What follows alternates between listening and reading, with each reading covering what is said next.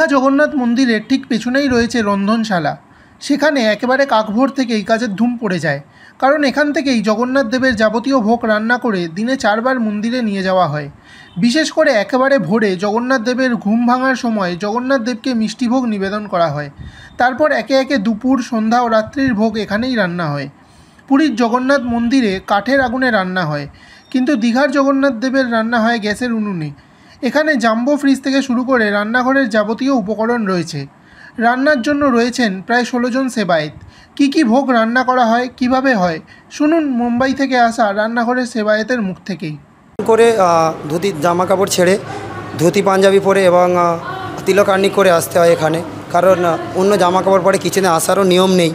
তো এটা ভগবানের যে কোনো জগন্নাথের জন্য ভোগের জন্য, তাই জন্য বিনা ধোয়া জামা কাপড় না পরে আসা হয়, যেন ধুয়ে জামা কাপড় পরিচ্ছন্ন হয়ে ভোগ রান্না করা হয়। পুরো শুদ্ধভাবে আসি। যখন আমরা খেতেও গেলে না, যেরকম প্রসাদ পাচ্ছি, আমরা প্রসাদ পেয়ে যখন আসবো আমরা এই ধুতিগুলো খুলে আমাদের প্রসাদ পেতে হয়। যেহেতু আমরা বিছানাও বসে থাকি, তাকে আমরা চান করে আমাদের আসতে হয়।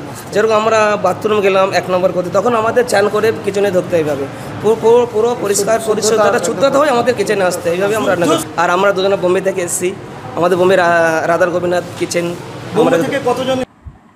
প্রায় 20 জন মহিলা সেবায়েত এই রান্নাঘরে সহযোগিতা করার জন্য রয়েছেন। আনাজপত্র কাটা থেকে শুরু করে মাটির হাঁড়ি ধোয়া, প্যাকিং, বিভিন্ন রকম সহযোগিতা করেন তারা।